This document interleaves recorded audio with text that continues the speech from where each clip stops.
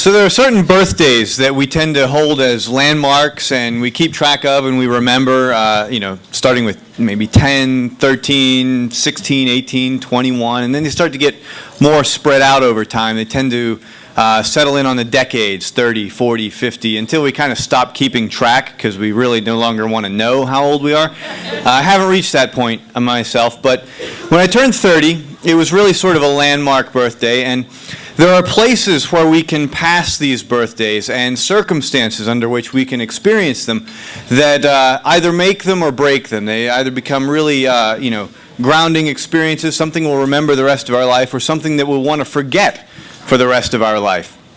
Now, when I turned 30, I guess the circumstances were one of, I don't know, you could say it was good, it was bad, it was a little bit of everything, but for the place, I was in Iraq, maybe 15 miles south of the city of Najaf, and the circumstances it was at war, so you could say that that's not exactly the ideal sort of situation to have a birthday. Your celebrations are somewhat limited. There's a lot of things you can't do when you're at war. And that night, I was a helicopter pilot, which is neither here nor there, but that's what I did in my job. And I nearly died twice on the evening of my birthday. In fact, my boss, she said she was going to try not to have me work that night, but she needed me, so I did my thing. I nearly died twice that night. When I was done, I was laying in my cot under the open sky of the country of Iraq, and I thought, well, you know what?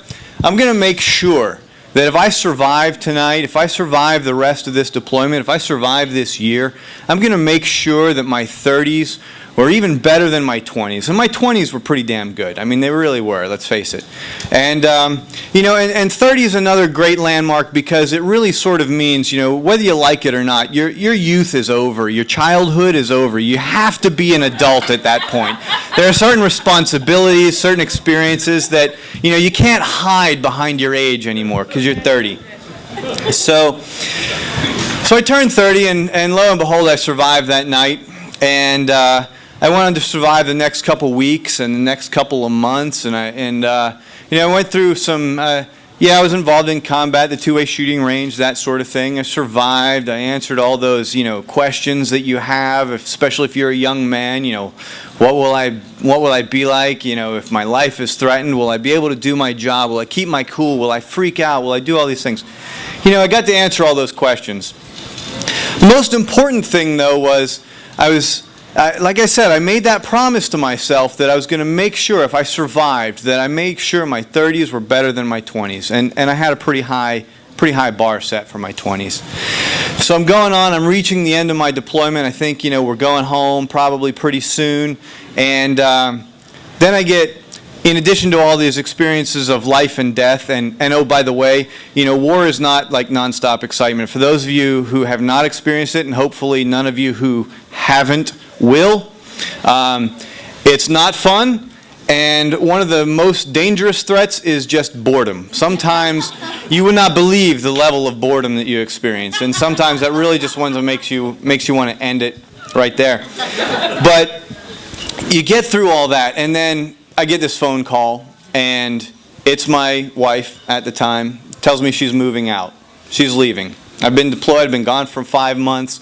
So it's kind of one of those, you're down and somebody just, gives you that extra little kick that you really didn't need. And so I didn't let that stop me. I figured, all right, well, I'll work this out. I'm still vowing, if I survive this experience, I'm going to make my 30s pretty great. And I did. I went home.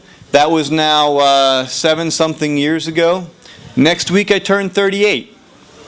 And with the bulk of my 30s behind me and some wonderful experiences, I've realized that I have fulfilled my promise to myself.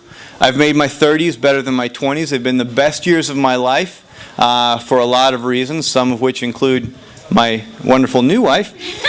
And so I realized that the moral of this story is, if you have a fighter's mentality, if you have that I'm going to survive, I'm going to do whatever it takes mentality, you can knock me down, but you cannot, under any circumstances, knock me out. Yeah.